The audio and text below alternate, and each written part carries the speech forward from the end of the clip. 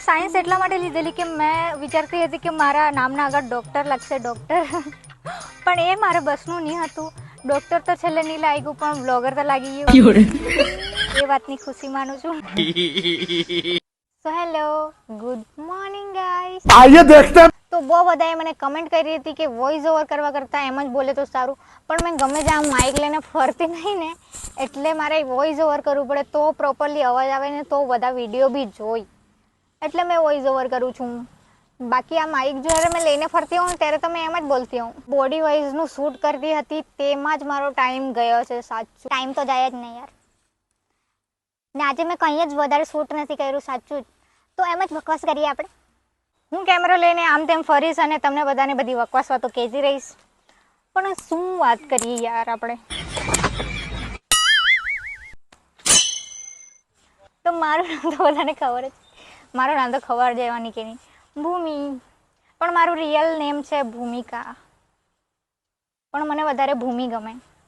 તો આજે હું કંઈ વ્લોગ બનાવવાની નથી, તમે મને ખાલી આજે મેં કંઈ વ્લોગ બનાવવાની નથી.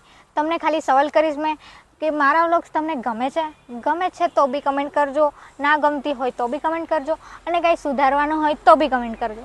ઓકે, જે મેં કહેવાનું છે મારા વિશે થોડું ઘણું, કે મેં ક્યારથી વ્લોગ ચાલુ કર્યું છે, મારું રિયલ નેમ શું છે, વગેરે વગેરે. તો મેં વ્લોગ 1 યર પહેલાં સ્ટાર્ટ કર્યું હતું ને અત્યારે મારે ઇન્સ્ટાગ્રામ પર 50K થી અપ ફોલોવર્સ છે. મેં યુટ્યુબ પર અત્યારે વધારે સ્ટાર્ટ કર્યું છે, બાકી પહેલાં શોર્ટ્સ જ મૂકતી હતી. અને મારું રિયલ નેમ તો ભૂમિકા છે, પણ મને ગમે ભૂમિ, તો તમે મને ભૂમિ જ કહેજો. તમારી સાથે આટલી બધી બકવાસ કરવા પછી મને યાદ આવ્યું કે મારું ભાંજુ સ્કૂલમાં છે, તેને લેવા બી જવાનું છે. મારું ભાંજુ બી કહેતું હશે સાલી માસી નકામી છે, તો હું જવા લાગી એને લેવા માટે.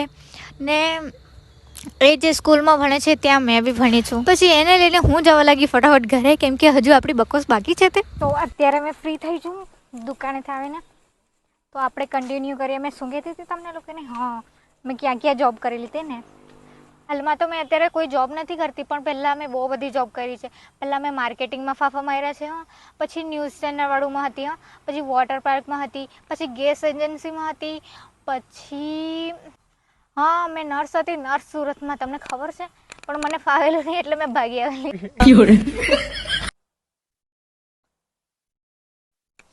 મને એમ મેં સાયન્સ લીધેલું, હા, ને એ વિચારીને લીધેલું કે મેં ડૉક્ટર બનીશ, મારા નામના આગળ ડૉક્ટર લાગશે, પણ ડૉક્ટર તો નહીં લાગ્યું, પણ છેલ્લે બ્લોગર તો લાગી ગયું. તો ગાઈસ, બહુ દિવસથી મેં બહારનું ખાવાનું નથી ખાધું, એ મારી આત્મા બી જાણતી થઈ ગઈ છે. આજે ખાલી એક મેગી ખાવાની ઈચ્છા થઈ ગઈ છે, તો મેગી ખાઈ કાઢીએ. પણ મેગી આપણે એવી બનાવશું કે ચીઝ વગર બી આપણે ચીઝી મેગી બનાવશું આજે.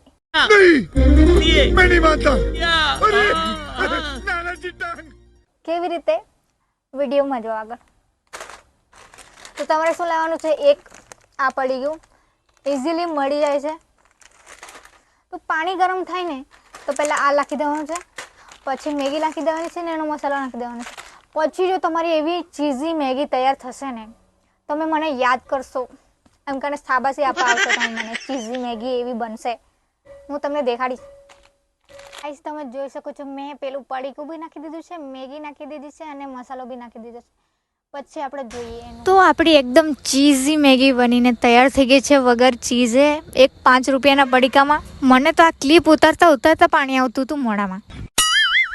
અભી હમ કરેંગે ટેસ્ટ.